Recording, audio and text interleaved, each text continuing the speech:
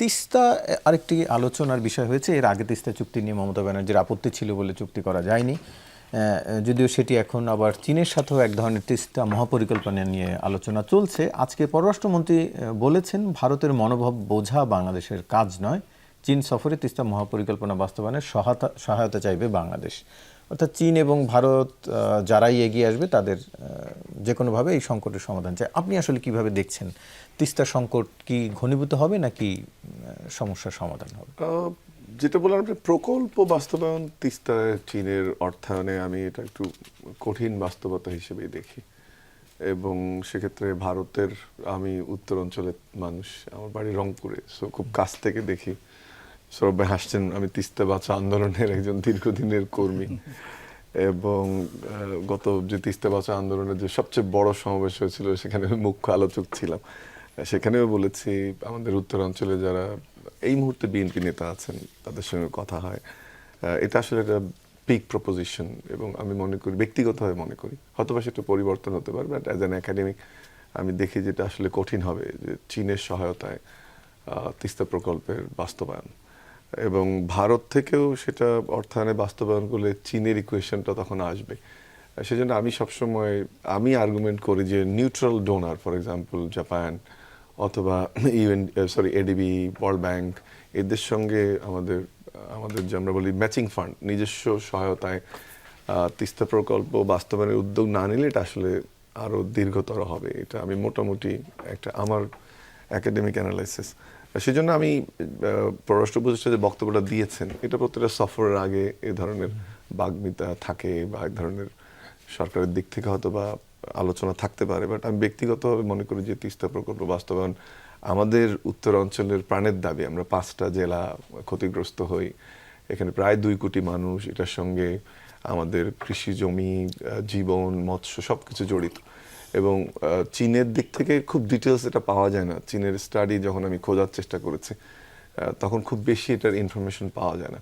যে মডেলটা প্রপোজ করা হচ্ছে, আমি ওই অঞ্চলের, আমার বাসার থেকে তিস্তা একদম কাছে, সো ওই অঞ্চলের মানুষ হিসেবে এটাকে যে পুরোটা অ্যাকসেপ্ট করার মতো তাও না। ওখানে পর্যটনকে গুরুত্ব দেওয়া, ইন্ডাস্ট্রি গুরুত্ব দেওয়ার আগে আমার কৃষি, আমার পরিবেশ, আমার জীবন, আমার জলবায়ু সবগুলোকে আরও বেশি স্টাডি আসলে করতে হবে। এটা এমন না যে চীনের করে দেওয়া প্রকল্পটি আমরা বাস্তবায়ন, আরও রিভিউ হওয়া দরকার। এবং এই প্রকল্প বাস্তবায়নে স্থানীয় মানুষ, যেসব সংগঠন কাজ করছে তাদের, এবং অবশ্যই এটা লম্বা সময়ের বেসলাইন সার্ভে করে তারপরে এই প্রকল্প বাস্তবায়নে যাওয়া উচিত। সেজন্য আমি মনে করি যে এটা চীনের অর্থায়নে তিস্তা মাত্র 28-30 কিলোমিটার ওখান থেকে চিকেন নেকের দূরত্ব, আমাদের যে স্পটটা আমরা ধরছি সেখান থেকে এটা আসলে একটা কঠিন রাজনৈতিক সিদ্ধান্ত। বাট যদি সেটা সরকার বাস্তবায়ন করতে পারে বা চীন এগিয়ে আসে, বাট আমি এটা একটু কঠিন বাস্তবতা বলে মনে করি।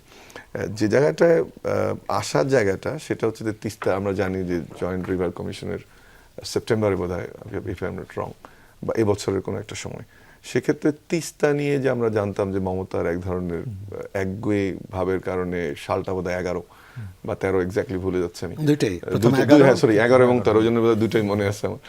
সো ওই দুটোই 2 সময় হয়নি। সো এবার একটা হয়তো বা সম্ভাবনা দেখা দেবে। এবং আমি মনে করি যে অনেকগুলো চ্যালেঞ্জ এই নির্বাচনের কারণে আমাদের ফেস করতে হবে। আমি সময় পেলে একটু রিফ্লেক্ট করতে চাই বোথ পুশিন এবং বিজেপি পার্সপেক্টিভটা, বাট কিন্তু ওই সময় হয়নি। এখন আমি একটা সম্ভাবনার জায়গা থেকে ভালো ডিপ্লোমেসি করতে পারলে, তখন আমাদের প্রধানমন্ত্রী তারা সফরে যাবেন কোনো একটা সময়, তখন এই আলোচনাগুলো আমি মনে করি এবার হালে পানি পাওয়ার মতো। এবং ওই যুক্তিটা তখন আর বিজেপি দিতেও পারবে না, কারণ এই বিজেপি সরকারই তখন পশ্চিমবঙ্গ ছিল, বাট এখন বিজেপি একটু ওপেন হলে হয়তো এটা সম্ভব। আমি কুইকলি যেটা জিনিস খুব ইম্পর্টেন্ট, যেটা পুশিনের বিষয়টা একটা জায়গায়, এবং এটা আমি পার্সোনালি মনে করি যে একজন এরিয়া স্টাডিজের টিচার হিসেবে আমাদের জন্য ট্রুলি একটা চ্যালেঞ্জ সামনে হবে বলে আমি মনে করি। সেটা শুধু এনআরসি বা এসআইআর এর ইস্যুতে যে ঘটনাটা ঘটবে শুধু তা না, ভোটার লিস্ট দেয়া নেওয়ার মধ্যে একটা যে শুভেন্দুর কথা বললেন, বা তাদের অন্য যারা, ইভেন সভাপতি যে আছে বা অন্য যারা, তাদের মনোভাব যতটুকু বুঝি, যেভাবে নির্বাচনটাকে ফলো করার চেষ্টা করেছে, তাতে এটা আমাদের জন্য একটা চ্যালেঞ্জ। এই চ্যালেঞ্জের একটা যদি একটু ম্যাপ থাকলে ভালো হতো। আমি সরি, একটা জামাতের পার্সপেক্টিভ আমার আনতে হবে।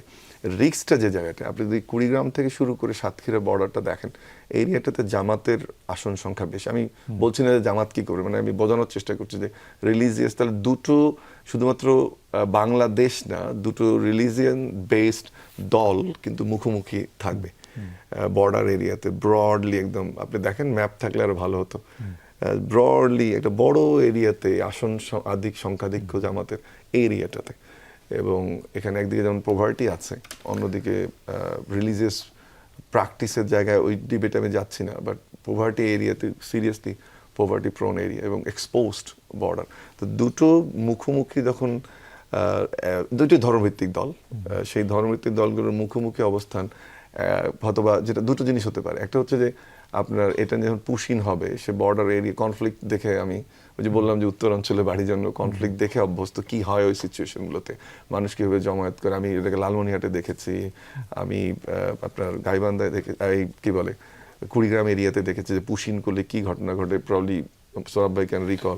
আমি এইটা নিয়ে আপনার কাছ থেকে আরো জানতে চাই। ওই অঞ্চলে এদিকে জামাতের, আবার ওইদিকে বিজেপির উত্থানকে বা বিজয়কে, দুটো ইস্যু। একটা হচ্ছে যে দুটো যখন মুখোমুখি থাকবে, যখন পুশিনগুলো হয়, আমি নো অ্যাকসেপ্টেড, সেটা একটা রেসিস্টেন্স জামাত ক্রিয়েট, ওই ধরনের মানসিকতা বা ধর্মীয় আবেগ কাজ করে। তখন যেটা আপনি বললেন যে মুসলিম পুশ ইনের সম্ভাবনা বেশি, আমার ধারণা ওইটাই প্রথম দিকে হবে। কিছু যে হবে এ বিষয়ে আমি এক ধরনের নিশ্চিত বলা যায় কিছু কিছু এরিয়াতে। এটা একটা ঘটনা। আর একটা হচ্ছে যে পুশিন যখন হয়ে গেল, এবং এই যেটা হয় যে জামাত একটা ওয়েলফেয়ার পলিটিক্স আছে, এটা দুইভাবে দেখতে পারেন, ব্যাড অর গুড। একটা পর্যায়ে they will be accepting this people, এবং কতটা সেটাকে টেক কেয়ার করা, আমি বলছি না যে এটা মানবিক দিক থেকে ঠিক না, বা জামাতের ওই আলোচনা ওই ডিবেটে আমি যাচ্ছি না, বাট বাস্তবতাটা বোঝানোর চেষ্টা করছি। তাহলে সেটা ইনিশিয়ালি রেসিস্ট্যান্স একটা চ্যালেঞ্জ। আর একটা হচ্ছে যে ওই এলাকায় যখন সেটেলমেন্টে আসবে বা যদি মিশে যায়, সেটা কিভাবে বাংলাদেশ ডিল করবে সেটা। আবার আরেকটা স্ট্র্যাটেজি হতে পারে, third, I believe it should not be, যে অ্যাকসেপ্টেন্সের রেট যদি বাড়ে, যেটা যদি মনে হয় যে না মুসলমান, আমি ফিলিংসের দিক থেকে বলছি বা ধর্মীয় অনুভূতির দিক থেকে বলছি, খুব প্র্যাগমেটিক্যালি না দেখে, তখন কিন্তু এটা আবার অন্যটা হতে পারে, যে জায়গা দেওয়া, অবস্থান তৈরি করা, ইকোনমিক সাপোর্ট দেওয়া, ভোট ব্যাংক বানানো, লং টার্ম ইস্যু হতে পারে। তার মানে দুটোই হতে পারে, একটা উত্তেজনার জায়গা, আর হচ্ছে রিহ্যাবিলিটেশন, সেটা করতে পারে। আর জিনিস মাথায় রাখতে হবে যে বিজেপির যে ধর্মভিত্তিক রাজনীতি, সেটার যে উত্থান, এটা কিন্তু জামাতের জন্য কিছু সুখকর। কারণ বাংলাদেশে ধর্মভিত্তিক রাজনীতি করে জামাত একটা, আমি পজিটিভলি দেখি, এটা সফলতা দেখিয়েছে। এবং বিজেপির রাজনীতির সাথে যদি বাংলাদেশের কোনো দলের রাজনীতির মিল থাকে, সেটা ধর্মভিত্তিক দলগুলোর মধ্যে। এই মুহূর্তে প্রমাণিত যে বাংলাদেশ সর্ববৃহৎ ধর্মভিত্তিক দল জামাত ইসলামী। একটা মডিফিকেশনের চেষ্টা আমরা নির্বাচনের সময় দেখেছি, বাট এবং প্রথমবারের মতো দলটি হয়তো ম্যানিফেস্টো করেছে যে তারা জিততে চায় বা বিরোধী দল হতে চায়। হয়তো ওই সময় ছিল যে বিরোধী দল না হয়ে জেতার একটা অবস্থানে তারা যেতে চেয়েছে। তো কিন্তু সেখানে আমরা ধর্মের ব্যবহার দেখেছি নির্বাচনে, সেটা বেহেস্তের কার্ড থেকে হোক বা মহিলাদের প্রতি যে কর্মঘণ্টা থেকে অনেক আলোচনা আমরা করেছি। বাট সেই জায়গাটা কিন্তু আদর্শ এবং কর্মসূচি দুটোতেই মেলে। একটা আলোচনা আমার মনে হয় যে আমি একটু কমপ্লিমেন্ট করি সৌরভ ভাইয়ের সঙ্গে, সেটা হচ্ছে পশ্চিমবঙ্গে অনেকগুলো কারণ এবার বিজেপি জিতে যাওয়ার। কিন্তু এখানে মনে রাখতে হবে যে একদিকে যেমন উন্নয়ন বঞ্চিত ছিল, সেখানে বিজেপির ওয়েলফেয়ার পলিটিক্সও কিন্তু ছিল, যেটার সঙ্গে জামাতে, আমি ওই ডিবেটে যাচ্ছি না কোনটা ভালো কোনটা খারাপ, কিন্তু জামাতের একটা ওয়েলফেয়ার পলিটিক্সের সঙ্গে বিজেপির এই ওয়েলফেয়ার পলিটিক্সটা কিন্তু ছিল। আরও একটা জিনিস দেখেন, যে এই যে ওয়েলফেয়ার পলিটিক্সের কথা আমি বলছি, হ্যাঁ সন্ত্রাস ছিল, দুর্নীতি ছিল, অনেকগুলো ইস্যু ছিল, সেখানে ধর্মই কিন্তু মূল পুঁজি করে আজকে বিজেপির এই বিজয়। হ্যাঁ অনেকগুলো কারণ থাকতে পারে, বাট মূল জিনিসটা তো যেটা শিববীর বললো যে জয় শ্রীরাম বলে বলা, ওই নারায়ণ তকবীর আল্লাহু আকবরের মতোই। আমি just keep it aside, religious ফ্যাক্টরগুলোকে বায়াস হিসেবে না দেখি, একই জিনিস, একই ফরমেশন। সো সেখানে আবার ওই যেটা বললাম শুরুতে, যেটা এক ধরনের উৎসাহ ব্যঞ্জক আবার ধর্মভিত্তিক দলগুলোর জন্য, যেটা এক ধরনের আমাদের, আমি ব্যক্তিগতভাবে মনে করি যে আমাদের সেকুলার স্টেটে সেটা প্রমাণও হয়েছে। এবার যদিও আসন সংখ্যা জামাত ভালো করেছে, বাট আমরা এটাকে বোধহয় অ্যাকসেপ্ট করি না। সেই জায়গাটাতে মানে আনডাউটেডলি বিজেপির সঙ্গে সবচেয়ে মিল যে জায়গাটাতে, সেটা ধর্মভিত্তিক দলগুলোর মধ্যে মেজরিটির দিক থেকে জামাত ইসলামের। আরেকটা জিনিস খুব ইম্পর্টেন্ট, সেটা হচ্ছে যে আপনি যখন এই আলোচনাটা আমরা করছি যে কী ধরনের পরিবর্তন হতে পারে, সেটা যেমন উৎসাহের জায়গাটা একটা, আবার একটা ভালনারেবিলিটি ক্রিয়েট করে আমাদের মতো যেটা সেকুলার স্টেট বা যেখানে আমরা ধর্মকে ভাবে ধারণ করি, প্র্যাকটিসের জায়গাটা ভেরি লিবারাল, আমরা সেটাকে নিজেদের মতো করে করার চেষ্টা করি। কিন্তু এই ধরনের যখন ধর্মভিত্তিক কোনো রাজনৈতিক দল খুব প্রতিবেশী জায়গায় বিজয়ী হয়, তখন কিন্তু অন্যদের জন্য এটা উৎসাহ পায়। আমি এটাকে আবারও বলছি বারবার যে দিস ইজ অ্যান অ্যানালাইসিস, সেটা একটা বিষয়। আবার যে এই যে রাষ্ট্র সেনা সংঘ বা সহ অন্য অন্য পৃষ্ঠপোষকতা যেটা পেয়েছে, এখানে অনেক ধরনের ধর্মীয় সংগঠনও কাজ করে, সেটা জামাত ইসলামের মোড়কে যেমন করে, অন্য অন্য সংগঠনগুলোর মোড়কে করে, যেটার মধ্যে ইন্টারন্যাশনাল ফাইন্যান্স আমরা জানি, এটা টার্কি যেমন একটিভ, মিডল ইস্টের দেশগুলো যেমন একটিভ। এটার ক্ষেত্রে হিন্দুদের ক্ষেত্রে সেম হয়, একই চাঁদা বাইরের থেকে আসে, সেটা পলিটিক্যাল ইনভেস্টমেন্টে যায়, সেটা ইয়েতে ক্রিয়েটিভ। পশ্চিমবঙ্গে this is one of the reasons, এবারও সেটা হয়েছে। তো সব মিলিয়ে আমি এই নির্বাচনের খুব হালকাভাবে আসলে দেখতে চাই না। আমি মনে করি এটার যেমন পলিটিক্যাল কনসিকুয়েন্স থাকবে, এক্সটার্নাল ইন্টারনাল ইকোনমিক কনসিকুয়েন্স থাকবে, এবং লং টার্ম আমাদের যে ইন্টারনাল পলিটিক্স, সেটা তো একটা ফ্যাক্টর হিসেবে নির্বাচনের ফলাফল কাজ করবে।